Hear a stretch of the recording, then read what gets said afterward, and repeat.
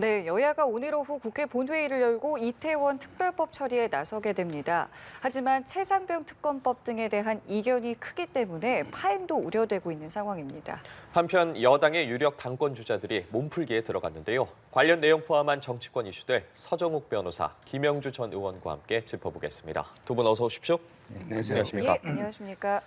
네, 말씀드린 것처럼 여야가 오늘 오후에 국회 본회의를 열고 이태원 특별법 처리에 나서게 됩니다. 일단은 쟁점 사항들에 대해서는 조금씩 양보를 했고요. 결국 합의를 하게 됐는데 글쎄요, 영수회담이 이번 주 월요일에 있었잖아요. 뭐 그 영향도 좀 있었다고 볼 수 있을까요? 그렇죠. 그때 이제 그 대통령이 독소 조항, 그 위원회가 이제 그 영장을 청구하는 이것만 이제 빼면 합의 가능하다. 그것 때문에 그 합의가 된 걸로는 보이는데. 뭐 저는 여야가 합의했기 때문에 제가 뭐 비판을 심하게 하고 싶지는 않지만, 그러나 개인적으로는요, 과연 이제 그 얼마나 더 진실을 밝혀낼 수 있을까 상당히 그 회의가 듭니다. 옛날에 그 사회적 참사 그 위원회도 한 400억 가까이 쓰고요, 성과가 별로 없었습니다. 우리가 이제 이태원 참사 아픈 사건이지만 가슴 아픈, 근데 그때 동영상이나 모든 걸 많이 보고 있거든요. 이미 수사도 많이 됐고요.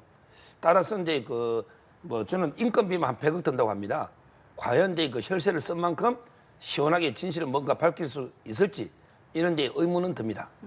일단은 합의에 이르기는 했어요. 그 합의까지 이르게 된 배경을 먼저 좀 어떻게 보고 계세요?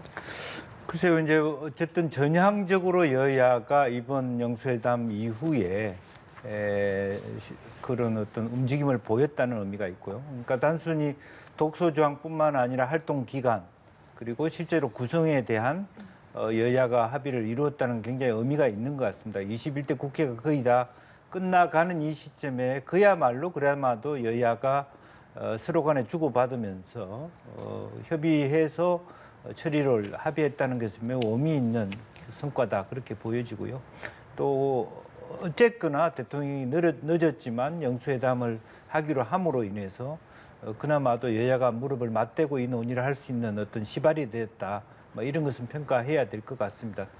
다만 이제 그럼에도 불구하고 그동안에 이제 이태원 특별법 같은 경우는 이 법안에 대한 어떤 그 처리의 결과는 나중에 차치하더라도 너무 이태원 그 유족들한테 현 정부가 좀 많이 부족했거나 응대의 그런 어떤 미심쩍은 일들이 많이 있었기 때문에 이 법이 이루어졌다는 것을 다시 상기시켜야 될 것 같습니다. 다만 서정욱 변호사님께서는 조금 전에 그렇지만 이게 진상 규명을 잘 해낼 수 있겠는가에 대해서는 약간 의구심이 있다고 말씀하셨거든요. 뭐 실제적으로 뭐 의구심 부분을 완전히 해소할 수 있을지 어떨지는 모르겠습니다만, 그럼에도 불구하고 여전히 유족이 그동안의 활동들에 대해서, 정부 활동에 대해서 미온적이고 또 부정적으로 생각하고 있다라고 봅니다. 그래서 이 특조위가 구성되는 것만, 뭐 그것만으로도 그야말로 아직도 마르지 않는 그 유가족들의 눈물을 닦아낼 수 있다면 의미 있는 것이 아닌가, 저는 그렇게 보여집니다. 예, 알겠습니다. 그런데 그 옛날에 예. 그 세월호도요, 여러 차례 이제 진상조사했지만 새로운 이제 밝혀낸 게 거의 없습니다. 처음에 판결 외에 새로 밝혀낸 게. 그리고 이제 나중에 뭐 위원회가 외국 가면서 보고서 이제 몇 줄 쓰고요, 이렇게 출장만 왔다 갔다 하고 혈세를 낭비한 게 많고요. 이번에 보니까 공무원만 별정직에 그 파견 공무원 빼고요, 공무원만 46명을 뽑습니다. 이분들이 어디서 뽑아올까요? 우리나라에 그냥 뭐 실업자들 중에 아무나 뽑을까요? 아니면 이게 시민단체 이런 데서 뽑아올지, 저는 이런 게 쉬운 게 아니에요. 그다음에 그 상임위원, 비상임위원 보면요, 상임위원이 4명입니다. 차관급. 그다음에 비상임위원도 12명, 17명이거든요. 이런 분들이 평소에 상임위원 온다면 이게 평소에 직업이 있는 분이 올 수 있을까요? 상임이라는 게 그거 전념하잖아요. 이렇다면 이게 결국 저는 진보 여러 단체, 시민단체들 이분들이 혈세 낭비하는 이런 게 이때까지 많았거든요. 이런 위원 자리. 이렇게 저는 오히려 이게 시민단체 살찌우는, 그러나고 이게 시원하게 뭐 규명을 못 한다면 앞으로 이게 계속 이런 위원회가 필요한지 상당히 의문이 듭니다. 예, 알겠습니다. 그렇다면 이제 남은 건 최상병 특검법이거든요. 네. 어쨌든 여당의 강한 반대에도 민주당은 오늘 이태원 특별법과 함께 이제 반드시 처리를 하겠다 이렇게 이야기를 한 상황이고 여당은 시간을 더 갖자, 시간이 더 필요하자 이런 상황 속에서 좀 민주당이 특검법을 좀 강행 처리할 것으로 보이세요? 오늘 어떻게 될까요? 뭐 강행 처리할 시도를 하겠습니다. 그런데 핵심은 뭡니까? 김진표 국회의장의 의중에 달려 있는 문제다. 왜냐하면 이것은 물론 패스트 트랙이라든지 어떤 상정할 수 있는 요건들은 다 갖춰져 있습니다. 이제 그럼에도 불구하고 현재 이 사안 자체가 다시 조사가 되고 있고 공수처에서도 느리게나마 조사를 하고 있는 상황이라면 실제적으로 보면 이제 특검 이르기 이전에 어떤 좀 더 숙성해야 되지 않느냐. 그리고 또 22대 국회가 뭐 야당이 진 게 아니지 않습니까? 거의 똑같은 수준에서 22대 국회가 열릴 텐데 조금 더 성숙한 상태에서 숙성된 상태에서 그러니까 형식적 요건은 갖췄지만 실질적 요건이 아직 좀 남아 있다고 뭐 본다라면 예컨대 특검이라고 하는 것이 예를 들면 공수처 조사라든지 경찰 검찰의 조사가 미온적이었다 미진했다 했을 때 할 수 있는 것이라면 너무 지금 현재 민주당도 그렇고 조국 혁신당도 그렇고 특검 만능주의에 빠져 있는 것 같아요. 그게 그렇게 되면 실제적으로 그러면 사법이라든지 실제적인 경찰 권한을 오히려 더 형해화시키는 부분이 없지 않아 있습니다. 이제 그런 부분에 있어서 과연 김진표 의장이 이 부분을 어떻게 생각하실지 어차피 이미 욕은 많이 먹었고 어떤 평정심을 가지고 이 일을 처리하고 또 외국을 가실지 한번 지켜봐야 될 것 같습니다. 예, 어쨌든 지금 이태원 특별법과 관련해서 여야가 한 발짝씩 양보를 한 상황에서 민주당이 최상병 특검법을 이렇게 밀어붙인다면 오늘 본회의가 원활하게 진행될 수 있을까라는 부분에 있어서 많은 분들이 궁금해하고 있거든요. 밀어붙일 거라고 보십니까? 뭐 민주당은 이제 반드시 처리한다고 하지만 김진표 의장은 이제 제가 보기 합의 안 되면 처리 안 한다 했기 때문에 저는 처리가 어렵다고 보고 있는데 문제는 이제 최상병 특검법이 최상병의 억울한 죽음을 규명하는 법이 아닙니다. 최상병의 둑이 무너져가지고 그 과정은 이게 동영상이나 증거로 다 경위는 나와 있거든요. 이 말은 이제 결국은 이거는 윤석열 대통령을 겨냥한 정치 특검이고요. 지금 이 부분은 이제 공수처에서 이미 국방부의 관리관 법무부 조사도 이제 하고 있고 포렌식도 하고 있거든요. 근데 공수처가 잘할까요? 특검이 잘할까요? 특검이 뭐 대단한 거지만 그냥 보통 민변 출신 변호사나 변호사들 몇 명이 들어가는 게 특검이에요. 수사력이 꼭 뛰어난 게 아닙니다. 우리 박영수 특검도 성과를 그래 못 내서 이제 박영수 특검 구속까지 됐었잖아요. 블랙리스트도 이게 허지부지 돼버렸죠. 따라서 특검 만능 이건 말이 안 되고 일단 이제 우리가 수천억 들여서 공수를 만들었잖아요. 지금 조사하고 있으니 한번 결과를 지켜보자고요. 그리고 이게 미진하다는 국민 여론이 높으면 그때 가서 이게 특검에 되잖아요. 굳이 특검하더라도 준비하는데 몇 달 걸려요. 어차피 법 만들고 뭐 이리저리 하면 이게 구성하고 사무실 없고 이러면 이게 몇 달 걸린단 말이에요. 따라서 저는 그 사이에 공처가 있으니 좀 이게 지켜보고 그래도 미진하다는 국민 여론이 압도적으로 높으면 그때 가서 이게 특검해도 늦지 않다. 한 두세 달 뒤에 진상을 규명하면 이게 뭐가 달라집니까? 사망 원인이 달라집니까? 그거 아니잖아요. 따라서는 무조건 이게 밀어붙여서는 안 된다는 거예요. 그럼 민주당은 왜 이렇게까지 좀 강하게 21대에서 하자라고 지금 말을 하고 있는 걸까요? 글쎄 이제 뭐 이번에 하지 못하면 어렵사리 패스트 트랙을 태웠는데 실제로 원 구성을 하고 또 상임위 구성까지 가고 본회의까지 가면 올 10월이나 돼야지 이걸 올릴 수 있다. 그러면 10월 뭐 말하자면 뭐 또 다시 말하자면 국감하고 뭐 이런 부분이 되면 또 실제적으로 거기서 다시 시작하면 특검을 구성하기 시작하면 합의된다 하더라도 그렇게 되면 또 1년이 넘어가는 거고요. 또 솔직히 내심으로는 민주당이 바라는 것은 현재 국민의힘 의원들 속에서 이번에 공천을 못 받거나 윤석열 정부에 대한 말하자면 마음으로 그렇게 공감대를 얻지 않고 계시는 분. 가령 뭐 안철수 의원도 현역인데도 불구하고 다시 됐었는데도 불구하고 이것은 그야말로 민간과 관련된 안보와 관련돼서 반드시 더 국민의힘이 앞장서야 될 법안이다 이렇게 말씀하고 계시지 않습니까? 이제 그런 면에서 이러한 현역들이 국민의힘 현역들이 많이 탈락한 이 시점이 통과되는데 굉장히 유리할 수 있다는 정치적 판단도 있는 것 같습니다.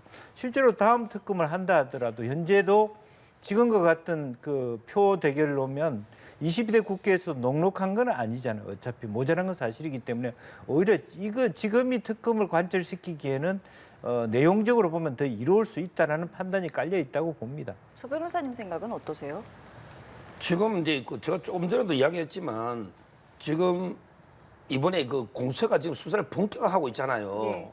근데 특검이 되면 그 수사하는 걸 뺏어와야 되거든요.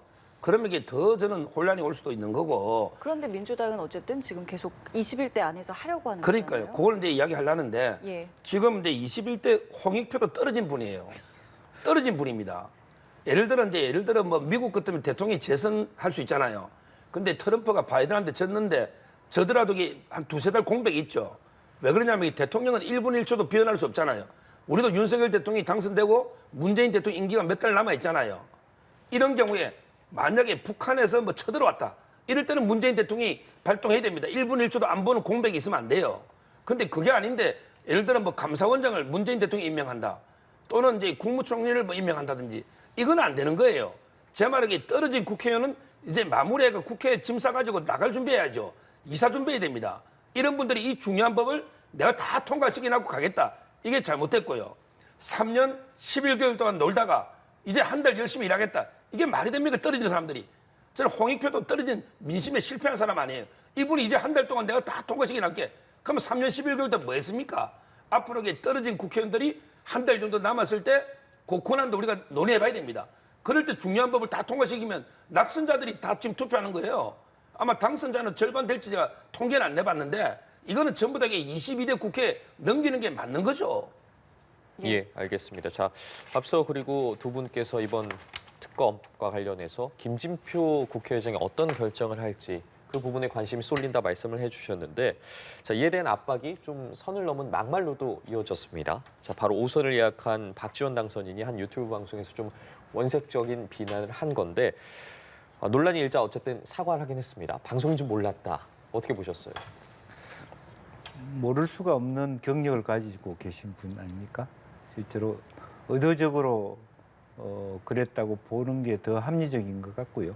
이제 핵심적으로 보면 또 김어준 그 방송이라고 하는 방송 자체가 조금 그런 부분에 대한 가까운 그 방송을 청취하시는 분들이 이미 그런 데 대해서 시원하게 생각할 수 있는 개연성이 높았고, 지금 이제 시점이 중요하지 않습니까? 차기 국회의장 선거가 앞에 있는 거고 본인은 후발주자입니다. 그리고 지금 현재 추미애 의원을 비롯해서 많은 분이 선명성 경쟁을 하고 있습니다. 그리고 지난번 이 시간에 나오셨지만 실제적으로 지금 많은 방송에 노출하는 이유가 뭐겠습니까?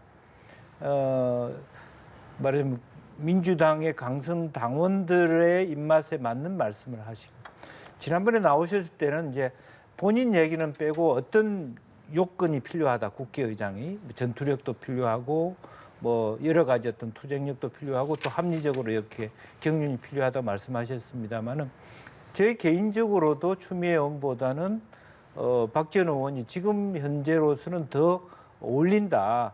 대통령이 국회에 1년에 2번 정도 오실 수도 있는 거고 또 국회에 권위가 있는 건데, 지금 추미애, 조정식, 이런 정성호 이런 분들이 국민 눈높이에 맞는 어떤 충분한 권위와 안정성과 중립성을 가질 수 있느냐, 그런 의미에서 차라리 박지원 원장님이 더 낫다라고 생각이 들어요. 지금은 어쨌든 민주당의 이재명 대표가 뽑아주니까, 또 이재명 대표가 강성 지지자의 흐름을 추종하니까 저런 말씀을 할 수밖에 없는 상황이라고 보지만, 그래도 국회의장이 된다면 실제적으로 안정감 있게, 때로는 중립적으로, 때로는 약간 편파적으로 할 수 있는 그런 측면에서 좀 더 선택지로 보면 차악이라고 보여집니다. 다만 이제 그런 것을 위한 하나의 쇼잉이다, 저는 그렇게 봅니다. 예, 민주당에 이어서 뭐 조국혁신당 당선인들도 계속해서 뭐 김진표 국회의장을 압박하고 있는 상황인데, 이러한 압박들에 대해서는 어느 정도라고 생각하고 계세요? 지금 이제 그 박지원 당선자는요, 옛날에 그 수원의 갑에서 당선된 김성원이라고 있습니다. 김성원 의원. 이분은 이제 그 박병석 의장 보고 GSG라고 했는데요. 이걸 이게 한글로 번역해서 그대로 해버린 거예요. 개 XX. 이렇게 박지원 당선인은 김성원 의원은 이제 영어로 GS 지지고 박지원 당선인은 이걸 한글로 번역해서 KXX. 이게 지금 뭡니까? 아마 방송주의인지 몰라도 이게 부적절한 거고 알았다면 뭐 알았다 몰라도 중요한 게 아니라 저는 알았다고 보지만 그게 중요한 게 아니고 이거는 역대급의 망언이고 이 박지원 당선자가 옛날에 2013년 2월 15일에 트위터에도 이른바 광주 시민들 보고 전라도 광주 KXX더라 어쩌고 저쩌고 이 상습범입니다. 이거야말로 이게 정말 우리 국가원수 모독죄는 없어졌지만 우리 윤석열 대통령을 뽑아준 국민들의 자존심을 철저하게 짓밟는 망언 중에 망언이고요. 사과는 넘어갈 문제가 아니다. 저는 22대 국회 최초의 일은 박지원 당선자를 징계하는 제명하면 제일 좋고요. 징계하는 이 일부터 시작해야 됩니다. 그리고 모욕죄로 처벌돼야 됩니다. 이 정도면요. 이 정도 막말하면 이게 모욕죄가 해당됩니다. 이거보다 더 약한 말도 이게 모욕죄 처벌량이 많아요. 이거는 공연성이 있잖아요. 방송에. 따라서 형사적으로 모욕죄로 처벌해야 되고 그다음에 국회에서는 빨리 윤리 징계를 해야 된다. 어떻게 의장 보고 대통령 보고 방송에서 이런 막말을 하면 이게 우리 대한민국의 품격이 뭐가 되겠습니까? 그러니까 이게 의장을 향한 막말이었고, 그러니까 결국에는 지금 김준표 의장이 나서라라는 거를 이야기를 하고 있는 거예요, 민주당에서는. 근데 지금 김진표 의장 같은 경우에는 여야가 합의를 해야 된다라는 입장을 이제 줄곧 고수하고 있는 것인데 네. 오늘 그러면 어떤 그 입장을 그대로 갖고 갈 것 같으세요? 아니면은 뭐 막판에 좀 바뀔 수도 있을 거라고 보세요? 글쎄요, 뭐 김진표 의장 마음이죠. 근데 이제 저는 막판에 안 바뀌어도 좋다고 봅니다. 그러니까 의장 스스로가 국회의장으로서 자기가 중심을 잡았다는 그런 말씀을 하실지 아니면 그래도 나는 뼛속같이 민주당이라는 말씀을 하실지 본인도 마음이 왔다 갔다 하실 텐데요. 저는 최상병 사건에 대해서 좀 더 국민들의 의혹을 해결해야 된다는 그런 중압감에도 불구하고 국회의장은 그래도 중립적이어야 된다라고 하는 그런 본원에 더 가까운 결정을 하지 않을까 생각이 듭니다. 욕을 많이 먹겠지만. 예, 지금 뭐 민주당 내에서는 복당시킬 수 없다라는 목소리까지 나오고 있는데 김진표 의장은 뭐 어떤 결정을 할 것 같으세요? 아니 박지원 당선인한테 그 GS 지지 그 욕까지 듣고 진짜 그걸 통과시키면 진짜 지가 됩니다. 제가 보기에 그러면 욕을 듣고 이게 의장이 그대로 통과 준다는 건 말이 안 되는 거고요. 그리고 이게 복당을 왜 합니까? 의장이 마지막 공직인데 탈당하고 그 민주당이 복당이야 다음에 또 뭐 총선 넣을 것도 아니고 복당 안 시켜주는 게 말이 안 되는 거고요. 의장은 이제 그 중립, 공정성이 생명입니다. 뭐 추미애 여러 이제 의장 후보들 있잖아요. 이분들은 이제 뭐 의장은 중립을 기계적 지키는 자리가 아니다 하지만 그거는 궤변이고요. 의장이 당적을 버리고 하는 거는 이게 공정하게 객관적으로 중립적으로 국회를 운영해라 이런 법의 취지입니다. 따라서는 김진표 의장이 흔들리지 않을 거다. 원칙대로 간다. 여야 합의가 없으면 아마 최상배 특검을 통과는 힘들 겁니다. 그러면 만약에 지금 뭐 민주당이 어떻게 나올지는 모르겠습니다만은 뭐 본회의 개최가 사실은 뭐 약간은 이제 뭐 확실하다라고도 볼 수가 없는 상황이기 때문에 만약에 그렇게 된다면 민주당에게 어떤 역풍이랄까요? 지금 모처럼 먼저 이 협치의 모습을 좀 보였는데 입법 독주하려는 거 아니냐 뭐 이런 어떤 뭐랄까 역풍이 좀 불 거에 대한 우려는 없겠습니까? 우려는 있을 수 있지만 지금 현재 구성원들의 생각은 채 거기까지 생각이 안 갈 거예요.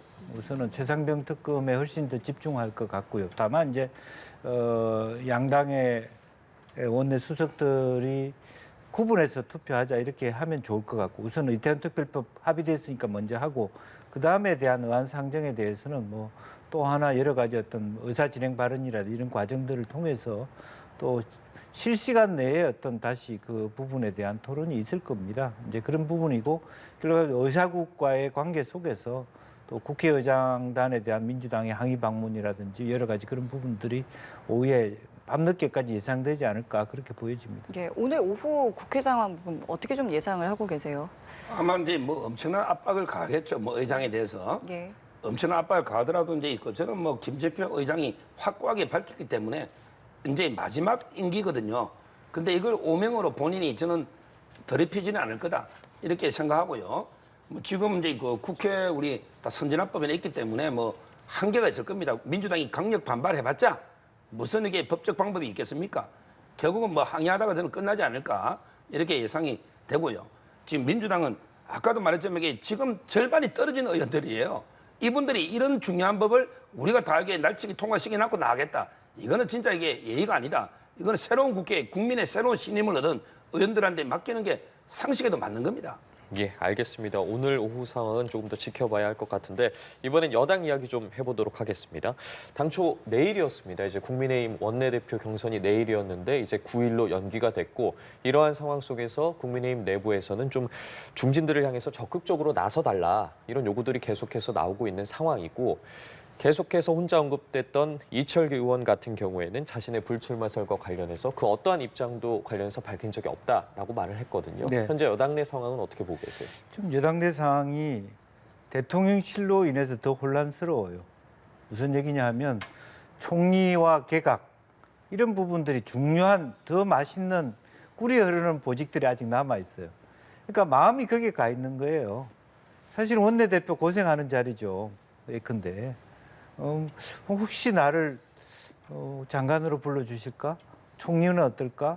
이런 마음이 아직까지 해결이 안 되니까. 그래서 우선 대통령실이 엊그제 연수회담 끝나지 얼마 안 됐습니다만 총리부터 개각 라인업을 확실하게 밝히면 아예 그 부분을 단념하자마자 이제 북새통이 이럴 겁니다. 원내대표 나가겠다 하는 거고. 또 하나는 두 번째는 이철규 의원이 전략적으로 실패했어요.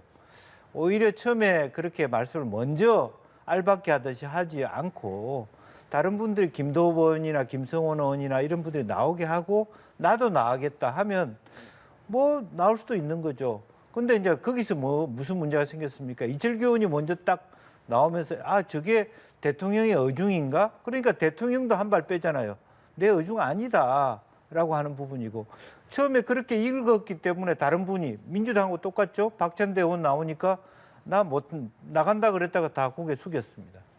이런 상태가 됐는데 어제까지는 아 이철규 의원 안 나온다더라 또 그러니까 분위기가 다시 달라졌어요. 그런데 또 오늘 상황은 내 그런 말 한 적 없는데 굉장히 그 여러 가지 아노미 현상이 막 있습니다. 국민들이 뭐라고 보겠습니까?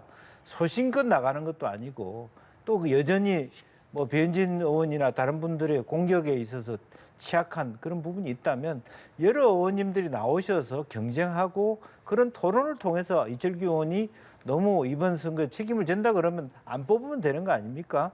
이제 그런 면에서 아직은 정신을 못 차리고 있다 그렇게 봐야 될 것 같습니다. 예, 어쨌든 국민의힘 원내대표 경선이 다음 주로 연기가 됐고 당내에서 여러 목소리가 분출하고 있는 상황 속에서 그렇다면 이번 주말에 좀 의사를 표현하는 분들이 나올 거라고 보세요?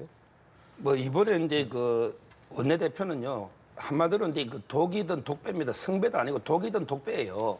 이 말은 이제 그 진짜 힘든 악역을 해야 됩니다.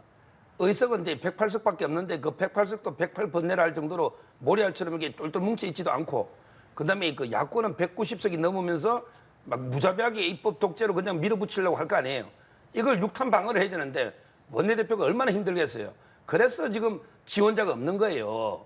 뭐 총리 자리 노리고 개각 장관 자리 노리는 게 아니고 진짜 이게 힘든 악역을 해야 되기 때문에 저는 이철규 의원도 뭐 본인의 원내대표 자리 누리려고 놓은 건 아니라 생각합니다. 누군가는 이 악역을 해야 되기 때문에 내가 윤석열 정권의 성공을 위해서 내라도 악역을 맡아야 되겠다. 이런 충정심으로 저는 나왔다 봐요.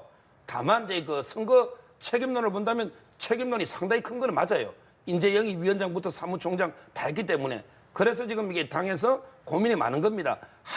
하려고 자원하는 분은 없고 그다음에 이철규 의원은 했지만 책임론이 크고 그래서 이게 연기되는데 뭐 저는 앞으로 이게 김도읍 의원도 불출마했지만 다시 한번 이게 숙고하시고 놓으시고 그다음에 뭐 추경호 의원도 나오면 좋고 그다음에 저 박대출 의원 있죠. 이런 분도 훌륭합니다. 놓고 뭐 필요하면 이게 이철규 의원도 놓으세요.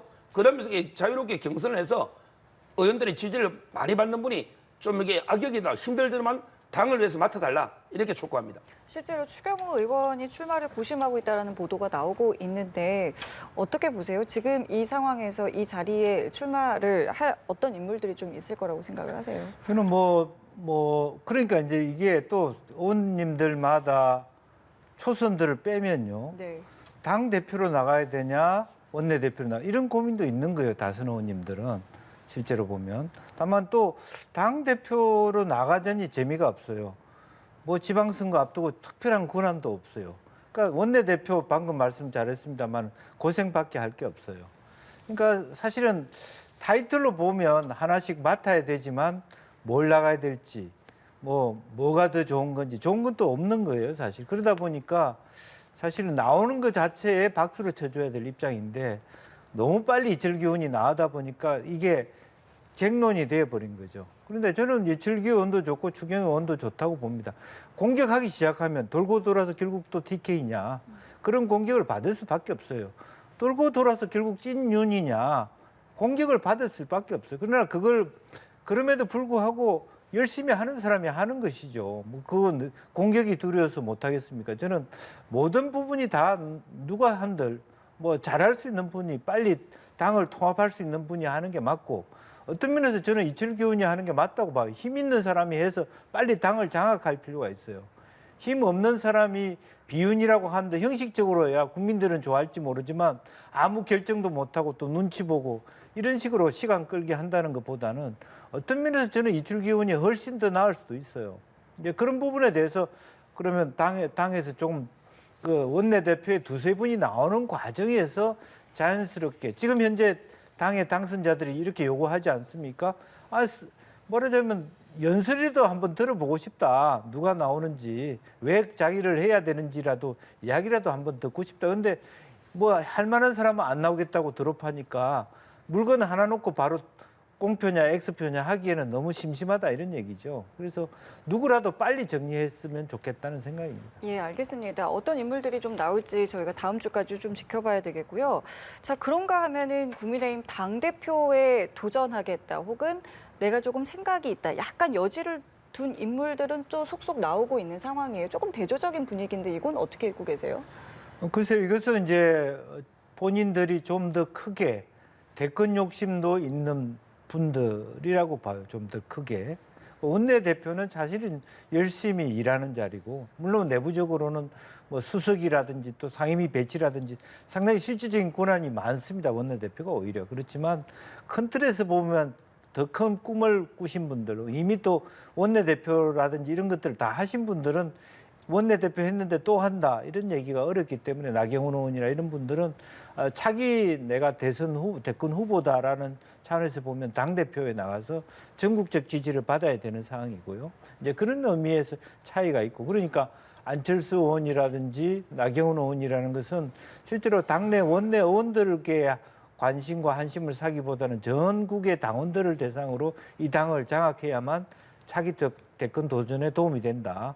그리고 어쨌든 한동훈 비대위원장이 지금 나오든 다음 나오든 어쨌든 대선 후보군에 들어있다면 그것이 어쨌든 마지막 그 결선에서 대선 후보가 되는데 도움이 된다고 생각했기 때문에 지금 뭐 보시다시피 유승민 의원도 내가 한번 나서볼까 하는 마지막 꿈을 용기를 내보는 거 아니겠습니까? 이제 그런 의미에서 트랙이 좀 다르다 그렇게 봐야 되겠죠. 예, 어떻게 좀 보고 계세요? 지금 이제 그 황우여 비대위가 출범했는데 이분은 이제 딱 하나만 하면 돼요. 룰을 정해야 됩니다. 당원들 이제 100%로 지금처럼 할 거냐? 예. 아니면 이제 그 민심 여론조사를 뭐 30이든 50이든 20이든 일부 반영할 거냐?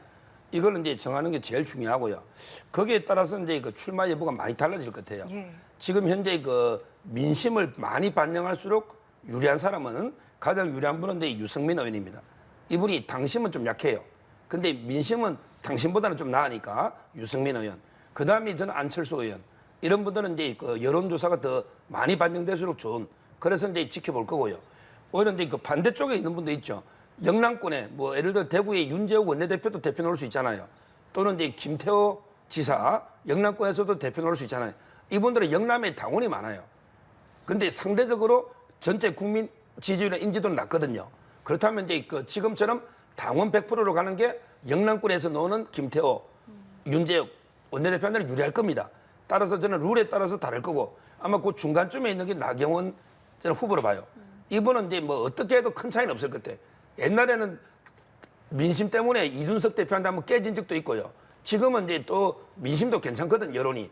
그래서 저는 그 중간에 나경원 의원 정도는 어떤 룰을 해도 좀 상당히 지금 제일 유리한 입장에 한동훈 빼고 나면 한동훈 위원장 빼고 나면 가장 유리한 입장에 있고 나머지는 이제 룰에 따라서 좀 이게 좌우될 거다 이렇게 분석합니다. 예, 그렇다면은 지금 이제 황우여 비대위가 출범을 했고 이제 비대위원도 구성을 할 거고 말씀하신 것처럼 과연 룰 개정까지 손을 댈 것이냐 이 부분도 관심사인데 어떻게 좀 보고 계세요? 글쎄 뭐 홍준표 시장조차도 룰 개정에 대한 관심이 많으신 것 같습니다. 이제 그렇기 때문에 그야말로 또 누구한테 유렵다라는 유불리로 하면 계속 논란이 되는데 과연 이제 당신과 민심이라고 하는 비중을 어느 정도 반영할 것인가? 모든 걸 전국 전체적으로 당원한테 맡기는 것이 과연 합리적인 것인가? 이제 그런 것을 원론적으로 생각해보고 그나마도 황우여 비대위원이 위원장께서 조금 그런 부분에 대한 중심을 잡아주실 것이다. 어떤 결정을 하든 당이 많이 따를 수 있는 분이다. 그런 생각이 들고요. 그거는 뭐 오롯이 당내 구성 인자들 간의 결정이기 때문에 뭐라고 할 수 없는 상황인 것 같고 다만 그러한 흐름들이 여야에 영향을 미칩니다. 실제로 지금 너무 당심 위주로 가고 있다라고 하는 우려들이 많이 나오기 때문에 양당 모두가 조금 그런 부분에 대한 중심, 최소한 뭐 3대 7이 되든 뭐 4대 6이 되든 좀 민심도 반영하는 그런 룰 개정으로 갔으면 좋겠다 하는 생각을 갖고 있습니다. 지금 국민의힘이 이렇게 움직이는 흐름을 봤을 때 글쎄요, 이 황우여 비대위가 룰 개정까지 건드릴 것 같으세요? 어떻게 좀 움직일 것 같으세요? 조금 이게 그 손볼 여지가 있다 봐요. 지금 이번에 그 선거 참패하면서 네. 당에서 이제 그 민심을 조금 반영해야 된다. 이런 이제 여론이 커지고 있는 것 같아요. 제 개인적으로는 이제 그 대통령이나 국회의원 후보들 정할 때는 민심을 좀 많이 반영하는 게 맞아요. 왜 본선이 있잖아요. 근데 당대표는 뭐 따로 이게 본선이 있는 건 아니고 근데 당원의 대표가 당대표잖아요. 당원도 이제 100만 당원에 육박하니까 당원들로 이게 뽑아도 큰 문제는 없겠다. 이런 생각은 가지고 있는데 근데 이번에 참패하면서 좀 민심을 많이 반영해야 되는 여론이 커지고 있기 때문에 저는 이 부분은 답은 없다 봐요. 뭐 20%든 30%든 5대5든 이거는 이제 그냥 전체 뜻이 어디 많이 가 있느냐. 이번에 뭐 다 이게 또 비대위원들 다 선임할 거 아닙니까? 예. 거기서 어떤 결론 내려주면 저는 이게 어떤 결론이든 따를 생각이에요. 제가 방송에서 뭐 이 룰이 옳다, 저 룰이 옳다 이게 비판하는 게 아니고 어느 룰이든 이건 답은 없다 이렇게 봅니다. 다만 알겠습니다. 여지가 있다라는 말씀이시고요. 예. 그리고 앞서 서 변호사께서 잠시 말씀을 해주셨는데 한동훈 전 비대위원장이 과연 전대에 출마할 것이냐 관련해서는 출마할 거라고 보세요? 저는 출마 안 할 가능성이 많다라고 보는데 다만 마음은 출마하고 싶을 것이다. 그런 거죠.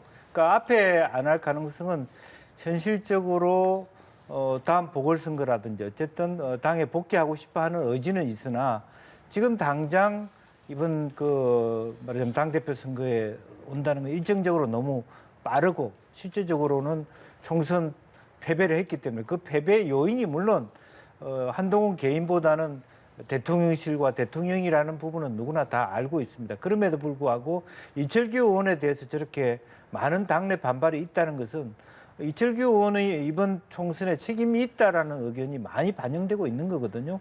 그러면 이철규 의원의 책임이 있다는 것 때문에 원내대표도 못하는데 한동훈 위원장은 책임 없다고 해서 한동훈 위원장은 대표가 될 수 있다? 그것도 말이 안 되는 겁니다. 같이 책임이 있는 거죠. 이제 그런 의미에서 본인은 뭐 계속적으로 지금 현재 많은 국민적 지지와 당원들과 스킨십하는 이 온기를 이어가고 싶은 마음은 있으되 그럼에도 불구하고 바로 나오기는 좀 힘든 거 아니겠냐. 그러다 보니까 뭐 괜히 뭐 심청 변호사 같은 그런 발언이 나오는 거죠. 한두 달 연기해 주면 좋겠다는 건데 그건 사실도 아니거니와 현실적이지 않은 얘기가 나와버린 것이고 그러니까 마음은 바로 오고 싶지만 뭐 이제부터 냉정하게 오롯이 이제 자기 중심적으로 자기 정치적 길을 가는 것이기 때문에 뭐 그럼에도 불구하고 무리수를 둬서 나오겠다라면 나오는 것이지만 대체로 흐름으로 보면은 다음번을 준비해서 책을 쓰고 있어서 말하자면 조국 혁신당 만들기 전에 조국 대표가 했던 것처럼 북콘서트를 열면서 전국을 다니다가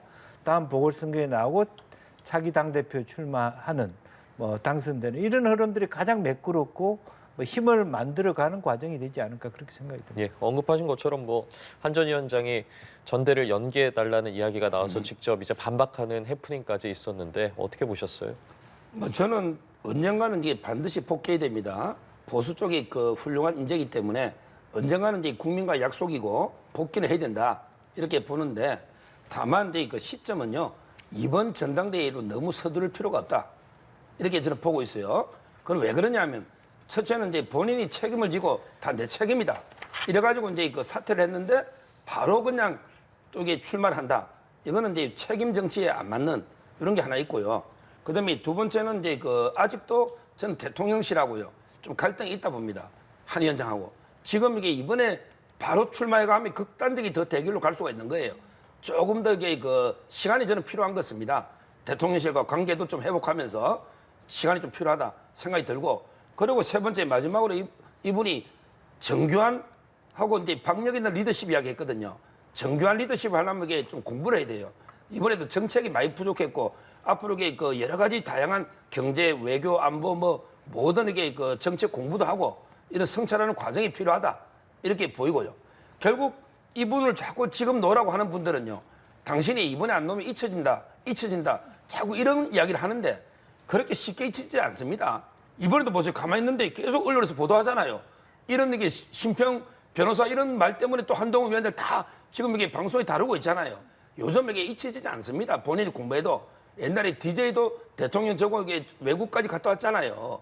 저는 조금 더 성찰하면요.